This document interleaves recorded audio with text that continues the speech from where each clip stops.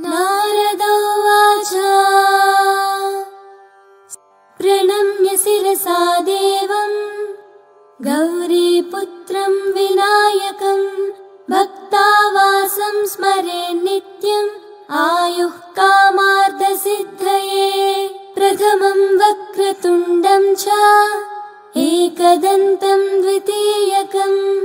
तृतीयं कृष्णपिङ्गाक्षं गजवक्त्रं चतुर्थकं लम्बोदरं पञ्चमं च षष्ठं विकटमेव च सप्तमं विघ्नराजं च धूम्रवर्णं तथाष्टमं नवमं फालचन्द्रं च दशमं तु विनायकम् एकादशं गणपति द्वादशं तु गजाननं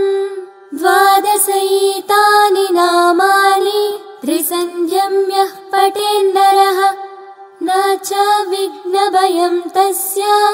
सर्वसिद्धिकारकं प्रभो विद्यार्थी लभते विद्यां धनार्थी लभते धनम् पुत्रार्थी लभते पुत्रान् मोक्षार्थी लभते गतिम् जपेत् गणपतिस्तोत्रम् षड्भिर्मासैः फलं लभेत् संवत्सरेण सिद्धिं च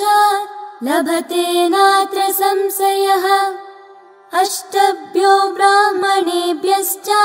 लिखित्वा यः समर्पयेत् तस्य विद्या भवेत् सर्वा गणेशस्य प्रसादतः इति श्रीनारदपुराणे संकटनाशन गणेशस्तोत्रम्। नारद उवाच प्रणम्य शिरसा देवम् गौरीपुत्रं विनायकं भक्तावासं स्मरे नित्यम् आयुः कामार्थसिद्धये प्रथमं वक्रतुण्डं च एकदन्तं द्वितीयकं तृतीयं कृष्णपिङ्गाक्षं गजवक्त्रं चतुर्थकं